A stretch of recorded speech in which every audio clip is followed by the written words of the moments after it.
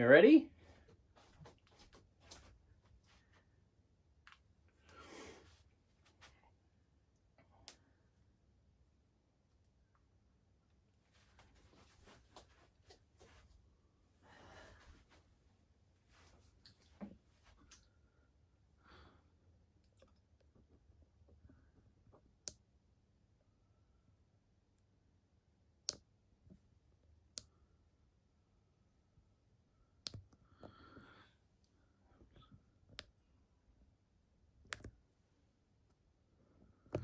There you go. We're on the microphone. Really? No. What? You're in the other chair. Oh. Yeah. Oh, yeah. Oh. Sorry. You're going to be in the other chair. Okay. Wow. We need a studio light. We do. Yeah, we need a studio light out there saying, in progress, in process or whatever. Yeah. Sounds good. Well, we're officially off and away. I'm yet to do the intro video, but this could be the first episode, it could be the second, could be the third, or even the fourth. But I thought it'd be good to start today because you are in a shit of a mood. You're in maybe the most foul, worst, disgruntled mood you've been in for a while, which I'm not. Knowing you says says something. I'm trying to be calm after the week I've had, but I seem to be failing at that. Where am I supposed to be? You don't have to. We're just having a conversation. I don't know why I'm failing today. I really don't. You're failing. Well, after the week, and I thought I got things sorted out, so I thought, okay, I will just rest and read my papers. And I've been overcome by this sort of fear again. Fear? Yeah, I suppose I can't describe it in any other way. I'm still trying to go ahead instead of just taking things as they come. I've now got things in place for the next step, so I've just got to let that happen, but I'm already worrying about that next step. Okay, right. Which is a lifetime habit, which is my anticipation anxiety kicking in big time. Right, okay, very intense. Like today, you've already shat on Botox, you've shat on makeup, you've shat on, I don't know what else you've shat on. You've shut down a lot of stuff. You've played with the broom. You've kind of, you're all over the shop. I'm calmer now, which is probably a good thing that we're having this conversation. I'm quite calm for me, except the sick feeling in the pit of my stomach. The sick feeling in the pit of your stomach. You said when we, before, when we were coming in to do this, I'm talking months ago, you said, well, you don't need to say anything because it can all be summed up with don't get married and don't have kids, and that was it. Is that that was my heartfelt bit of advice for everyone. Right. Just don't engage with people. Oh my God. Well, the good things of engagement get weighed down by the bad things. Yeah, it's all bad and terrible ultimately, and the bad outweighs the good. I've been trying not to succumb to negativity as well, but yeah. I'll have you know that most people view me as quite a positive person. Yeah, people on the outside. For most people, you're not their mother. Thanks. So you don't quite have the impact on those people that you've had. Well, they've always seen the veneer. You have seen what's underneath that, which is a mess. Yeah. I mean, it's one of those things where it's like, I I really don't know what to say. I mean, you know, starting this program up and, you know, everything that we're doing at the moment and everything that we've been doing since coming home, it's just like, yeah. I started this out thinking I really want to get to the bottom of something, and I've started digging in and digging in and digging in, and then I find myself in a trench up to my chest, and I'm like, do I really want to keep digging into this? Like, you know. So you haven't really clarified anything, or have you? I don't know. I mean, you know, it's like some of the stuff that we've been talking about lately, where it's like, this all feels like the legacy of, to some extent. I mean, I've been thinking more recently about, is this the legacy of only children, or is this the legacy of small families, or is this a warning about those things? I think it's all of those things. I think it's like the old discussion about nurture versus nature. Mm-hmm. And that was always a discussion.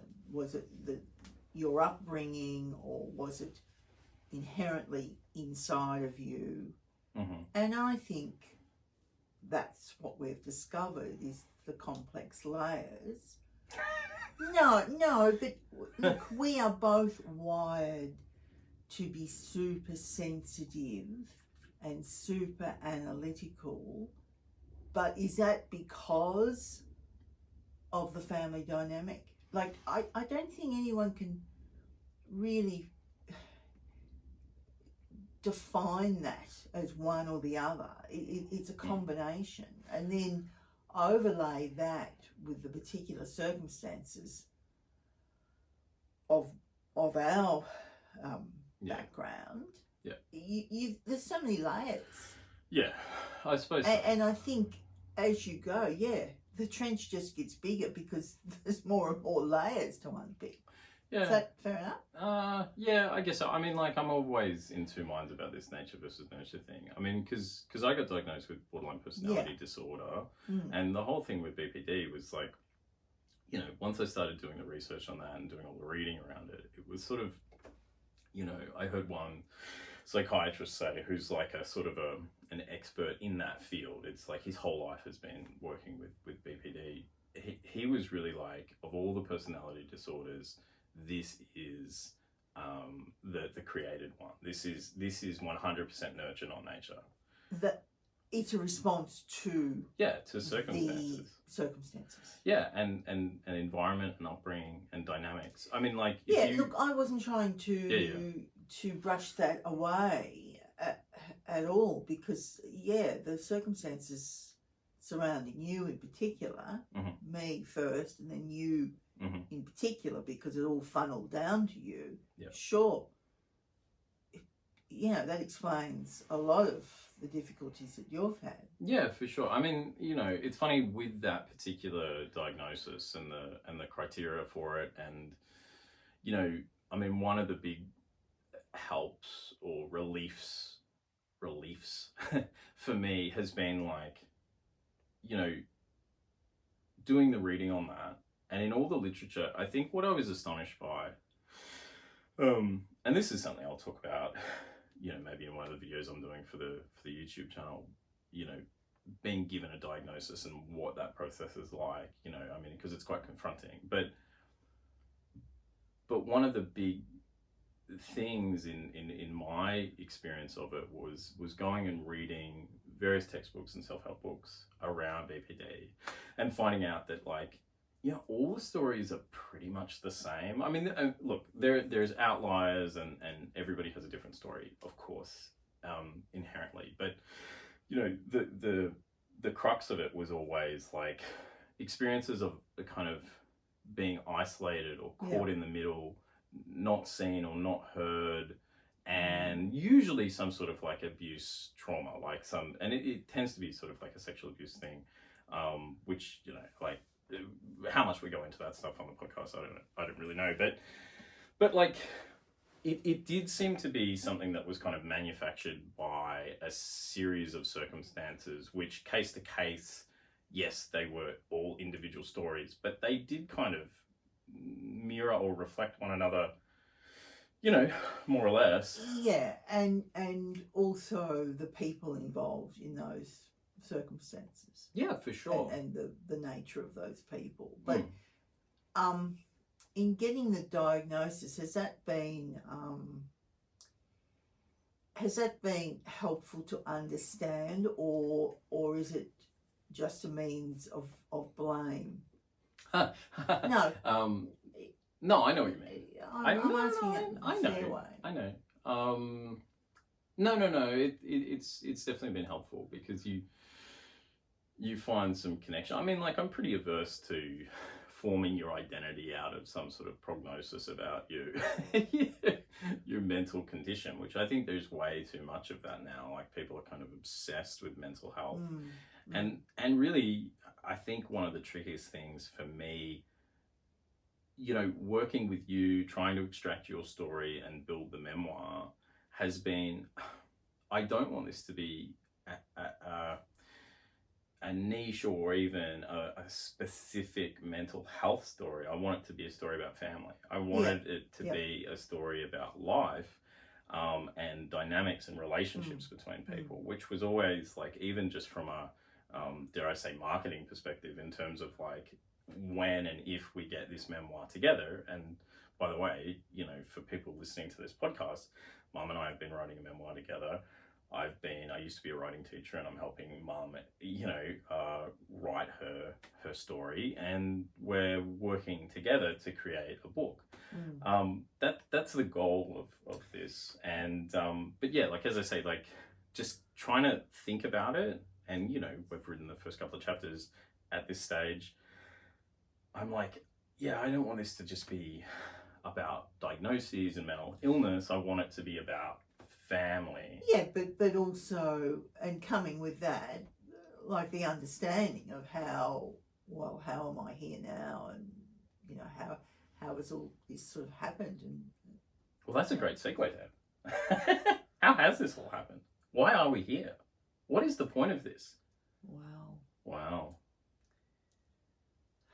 Where can we start on that? No, we don't have to say anything specific. Like, you know, how did this all come together? I moved home 4-ish years ago after particular events and suicide attempt, and, you know, then we sort of reconnected. We'd been not estranged, but we hadn't been communicating very well, and I don't think we'd ever had a serious conversation about, even though we'd lived together with your parents for many years and were sort of frustrated by the circumstances and had a lot of shared.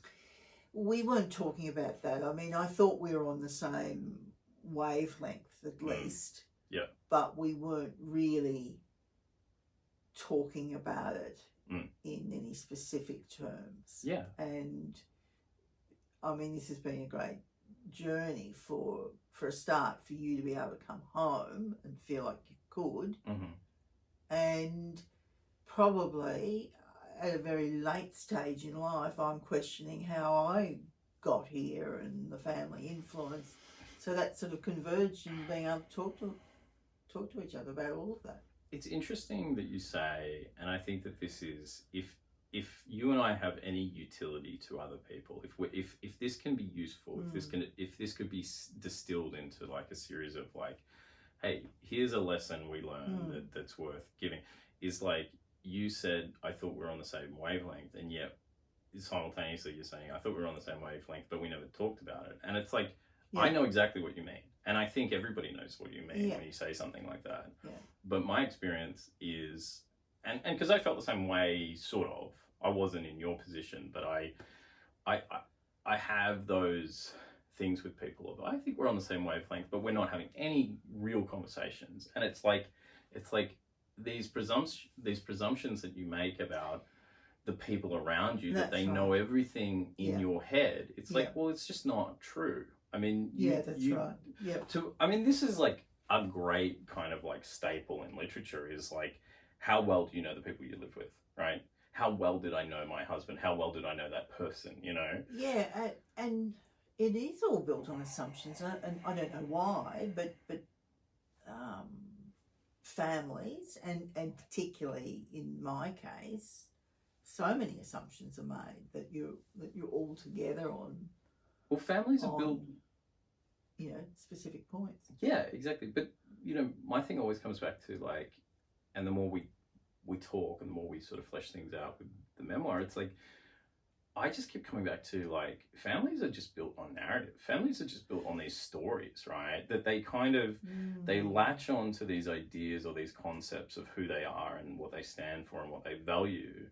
But as much as you presume that's been distilled one generation to the next, or from mother to son, or from uncle to cousin, or whatever, it's complete and utter nonsense. I think. I mean, like it isn't total rubbish, but it sort of is, because no, but that's at the crux of what we're talking about in the memoir, because there were really set narratives in our instance. Yeah.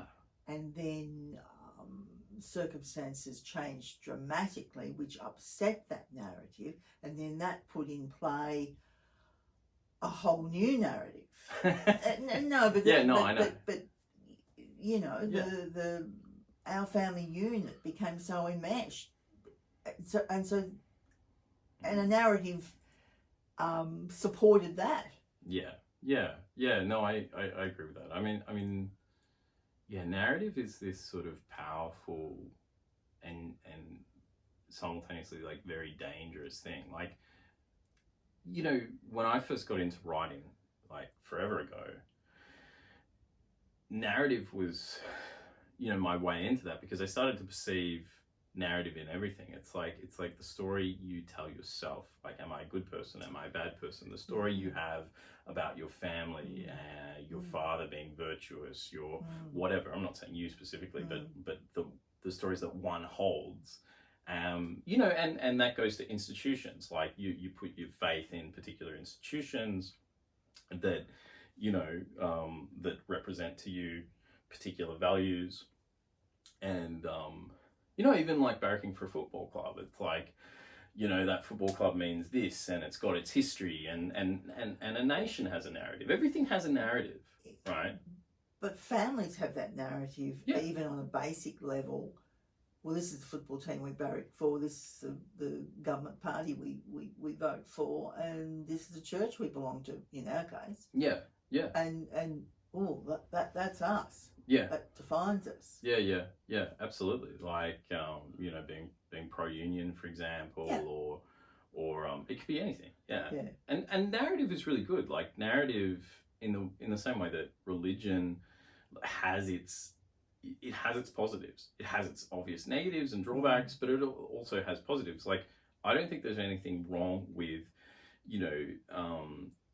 instilling a bit of narrative into your life. I mean that can bolster you. That can be good from like a mental health perspective. It can be really generative. Like, it can push people forward. Hey, we're the kind of people that we tuck in. We're not shy of hard work, or whatever that thing is, right? And that can be really good. That can be unifying. But then there's the point where it becomes inflexible, and that is kind of and also just narrative in name and not in action. Yeah, well, what do you mean with that? Well, okay, for example, going to church, but how about the kind things and the good things that should go with that? Yeah. If you're just going to church because that's what we do, but what else does it involve? Does it really mean how you live your life, or is it just something to say? Well, this is worth fleshing out entirely, probably in an episode at some point. But like,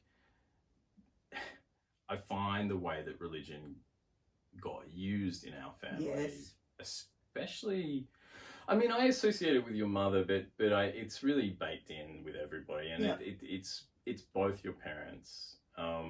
Like, religion becomes this kind of, as you say, it's surface or in name only. It's like surface level only. Like, I'm a Christian, you know, in our case, the family's Catholic, and like, you know, that comes with all sorts of morals and virtues and whatever, and, you know, forgiveness, sympathy, compassion, all this sort of stuff. All those things are completely lacking, because the only thing that our family took from religion was the rigid, not doctrine, but the rules of it more. And also the practice, Yeah. just the, you know, it used to be in the old days called blind faith, the blind faith practice of the ritual. Yeah, yeah. But what are you really doing here? Are you going to be kind to that person who comes in the door who looks a bit different? Well, no. You're still going to notice the difference. Yeah. So what are you living? What are you acting out? Yeah. So rather than act out or live or embody the actual principles, values, virtues, whatever. values, that comes with that religion, it really was sort of more using the religion as a kind of a position from which you could then judge, and it was you know, we talk about, like, the word that's been coming out for us has been pious, right? Like, your father was so pious, and his piousness was like, you know, it condemned everybody around him, and it's sort of like, he's not being forgiving or compassionate or any of those things. What he's doing is saying, my faith and the way I perceive the world is exact. It's how you are meant to. And if you don't conform to that as well, you're wrong. And I don't have to dig out any of my principles and values and project them onto you, because you're wrong anyway. Yeah. So it's like... and while that is not specifically said in any way, it's imparted in that pious attitude. Well, it's imparted every single day, because it's like, you know, both your parents don't, you know, wouldn't stop going on about everybody around them not living up to their standards, not being good, not being this, not being that, and they were so righteous and pious and like, we're superior, that, you know, it's just caused this schism where they just isolated themselves further and further and further from other people, and in the process of that isolated you and I. And, you know, really, I've said before, I've said so many times that the environment I grew up in, like living on this property, it was like living in a compound. It was like being in a cult with people who had completely shut the outside world out, shunned them, condemned them. We're all in it together.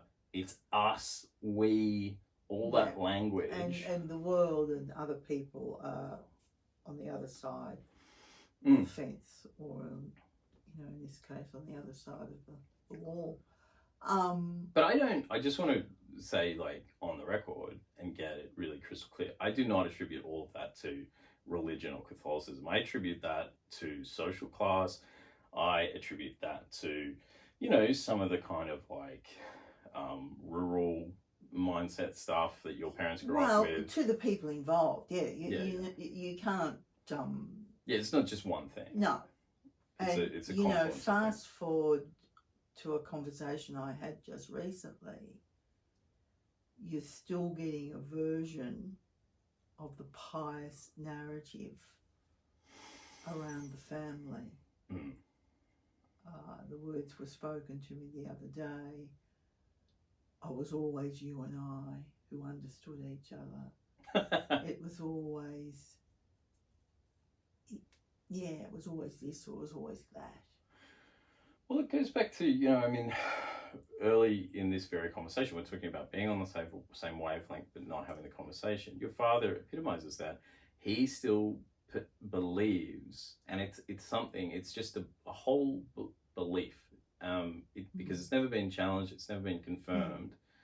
He believes that he is on the same wavelength as the people around him, and if you're in his family, you're on his side and whatever. And it's like, no, like, you know, if if only, and not because I want him to know, but if only he knew what like people thought. It's not good. Like, it's really not good. Including his daughter, his close family. But I can't explain that other than that's the person, and there's been a certain amount of delusion all his life. He wouldn't get that. Yeah. Well, delusion, it's like, what's that saying, like, fools rush in where angels fear to tread. It's sort of like delusion rushes in where conversations aren't held. Like, yeah, you know, that's what I think. I think, like, the more, the less people actually communicate in an honest way, the more it bolsters, like, silence bolsters stupidity. Silence bolsters these beliefs and delusions and presumptions that you have. That's the family. Yeah. But I don't think there was ever an understanding, and this gets back to the individuals involved, not making generalisations. I don't think those individuals know what it's like to have a conversation. Well, yeah. I mean, one of the... It's just all narratives. It's just, we're all in this together. This is the way we do things. It's just that, and it's only that. Yeah. I mean, culturally, those things, I think those things can be sort of placed far beyond our context and and widened out to society. I mean, like, culturally, you have... Okay, so longevity is always seen as this like mark of positivity. Like, for instance, like if somebody lives a really long life, like they're 98 or 100 or something, it's like, wow, that's amazing. And it's like, yeah, but you know, maybe they weren't happy, or maybe they didn't do very much with their life. Like, it's also about the quality of the life, right?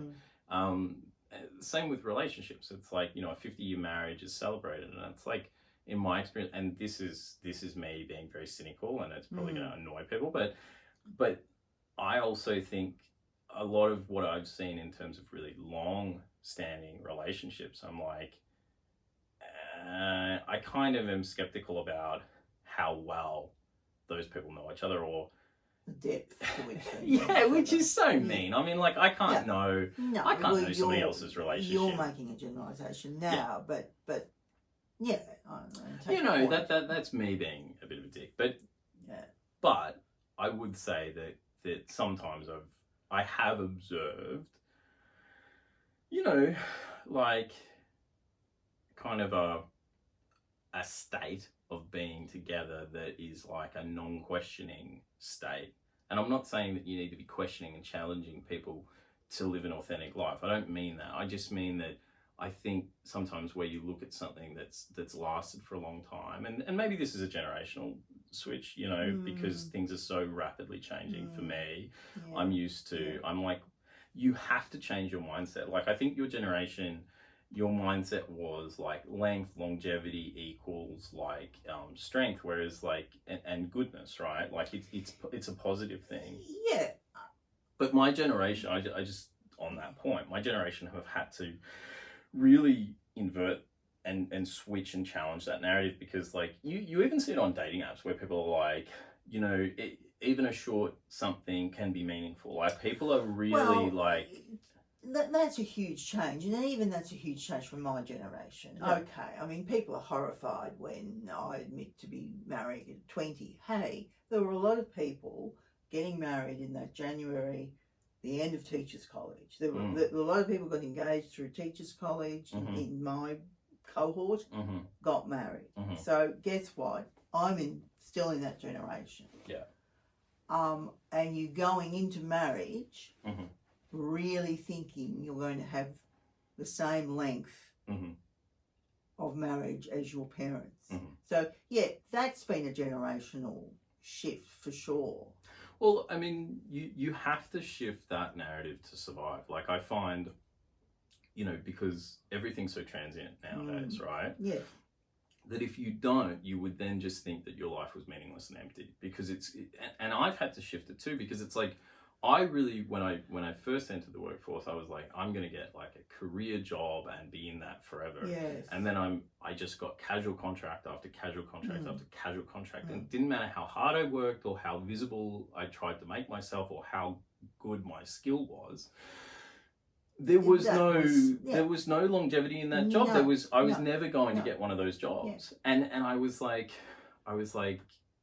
well, how do I adjust my relationship to my work? Like, because I'm not going to be rewarded with a big salary and tenure. I'm never going to get that. You know, and it fucks you up in terms of effort. Like, if this is only short, or I'm only on a casual contract, and now I'm just should I make much of an effort here? You know, and then of course you have to, because you've got to be professional, because the little sort of Damocles is over your head, because if you don't do a good job on this one, hey, that next contract, anyway, you're always living under threat. Yeah, I really don't know when all that sort of changed. I suppose along the same lines, I'm talking about relationships now. It all emerged as those things were changing. You know, tenure in work was changing, so tenure in everything. Yeah. But that is that is a big cultural mindset adjustment, and I suppose my cynicism about when things do last for a long time, I'm like, well, that's lasted a long time, but how authentic is it? You know, that's me tossing it off because I'm like shitty. Yeah. But you know, there's some truth to that too. I don't know. Yeah, sure. Wow. All right, Cass. How long have we been going? I'm just going to check the time. You can cut this. Just give me a sec. 32 minutes on the money. Really? Yeah. What's one other little sort of area you might want to talk about? Maybe we should talk about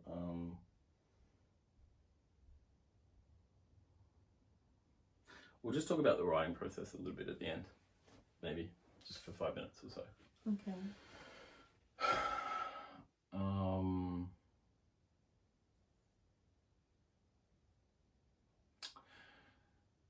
All right, we're coming back in.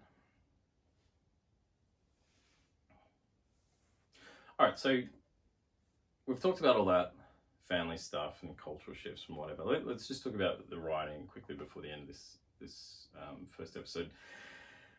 How's your writing going, Deb? Oh, well, it doesn't flow exactly. You gave me the tips. I did. I gave you the... Because I have always tended to ramble. Even when I was at university, I always wrote double the length. And that was allowed in most cases. So, yeah, look, I did take that on sometimes, worked sometimes, those rules. Yeah.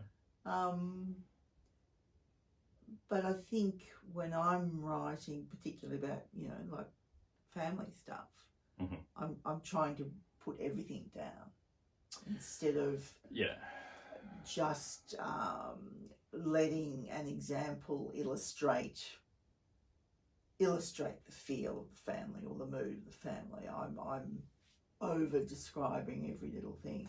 Yeah, I found that too. I mean, like it's been really hard, like wading into this as a research project, because it's sort of, you know, I've done research projects in the past and I've written in the past on different things. I've written freelance, like for an employer, and then I've written, you know, my own creative work. But this is so weird. And I've found, you know, trying to sort of not teach you to write. I mean, you can write it, you know, it's fine, but trying to get you to write in a way that's a little bit more engaging, because like as soon as we said memoir and we started focusing on, you know, family history, it was like, you just kept, and to be fair to you, it was important to establish a timeline at first. But now that we're actually trying to produce a book that, you know, will get published. And it speaks to other people rather than a sort of a diary-like inventory. Yeah. I think I did get past that. You're getting past it. You've gotten past it now. But yeah, like early on, it was sort of just trying to get the facts all the time, and I'm going like, no, don't worry about the facts so much. Just sort of try and write emotionally, you know, write from a place of like, what do you actually remember? And you know, I mean, this brings into the nature of memoir. You know, I mean, it's baked into the word itself is that it's about memory. And the thing that I've always found so challenging with you is like, I don't trust your memory. Like, as in, I don't trust sometimes your ability to remember emotionally, because I think you conditioned yourself early to repress so much or suppress so much emotion that I'm trying to dig into, hey, but what do you remember? How did that make you feel? And you're going, well, let me get my diary out and tell you what day it happened. And I'm like, I don't care what day it happened. Yeah, and when you say that, that rings true, and I don't think I realised how much really of the life was repressed. Yeah, it's made me think about that. Well, that's a nice sad note to end on. Well, again, everything's enveloped in the narrative. So at the time, I mean, you're judging it now from this standpoint, and it's very easy to look back and say, oh, wow, I can see the seeds of that right there. Yeah. But at the time, they're all just experiences. Well, that brings up an interesting question. Do you think we should be doing this at all? Yes. I think I always wanted to, much like you, get to the nub of me. Yeah. And why I am who I am right now. You want me to get to the nub of you? No, much like you wanted to build the trench, so did I. I know. You know what I mean. I know what you mean. Yeah, no, yeah. I agree. Yeah, it's one of those things. I mean, like, you're definitely going to get people who either listen to this or whatever. I mean, the people who hate this stuff won't listen to it. But it's like... Right. But it's funny because there is that attitude of like, what are you doing going digging around, rooting around in the past? Like, you know, move on, blah, blah, blah. Yeah, some people are very dismissive of all this. But again, that gets back to the kind of people we are. I want to know why I'm indecisive and in a lot of ways haven't moved on from a certain event in my life. But I find, you know, yeah. And the links between that and family. And again, in my case, it's not a blame thing. It's an understanding. Well, that's what I find interesting about you. And in a genuine way, and why we've ended up doing this, I think, is in part because I'm similar to you in the extent that I'm happy to stand back from myself and be objective to the extent that one is capable of being objective about themselves. But like, I don't mind someone or even me coming to the conclusion that I'm not the nicest person or I've wasted my life or it doesn't worry me. And I feel the same. I think I'm not shying away from that. I think talking about repression before, that's been repressed. You know, I never really asked appropriate questions at the appropriate time. And so I'm asking them now. I mean, you can't change anything, and not to point the finger at anyone, but wow. But I think that's a value. I think, and to tie it in with what we talked about before, we talked about narrative, right? And I don't think you have a strong narrative of self, and part of that is because, to a certain extent, and I put myself in the same boat, is that I lack a cohesive sense of self, and that's a lot to do with our upbringing, and so much of that is going to be really at the center of the memoir, and it is probably going to be the center of what we're doing here and talking about it. But I see that as such a value, because people who really are still buying into their self-narrative, you know, they're really averse to this because they don't want to be criticized, and they don't want to be criticized by anyone else, including themselves. And I see that as such a weakness. Like, I can think of one person in particular who can't take any criticism, and we'll get to him later. But, you know, like that person who came out of the woodwork to sort of like lose his fucking mind because I wrote a story about the family, you know, that same person is like just so, their weakness is in the fact that they have to see themselves as good to get up and brush their teeth in the morning. I couldn't give a fuck. Yeah, no, and I think in the end, the only people who can be really critical of a person is yourself. Yes. And I mean, by writing the memoir, by doing this, you know, we might be inviting criticism. Well, you know, okay, this is my life and I've lived it, and I'm doing my own critique. I think judges and lawyers would disagree with the only person who can judge themselves as the individual. I think we might not institute that. No, okay. All right. Thanks for listening. Cass, gonna put in the outro now, I guess. Done. Ep 1. In the bag. I kept licking my lips. Cass, put that on. Clip that in there right at the end. I kept licking my lips. You little freak.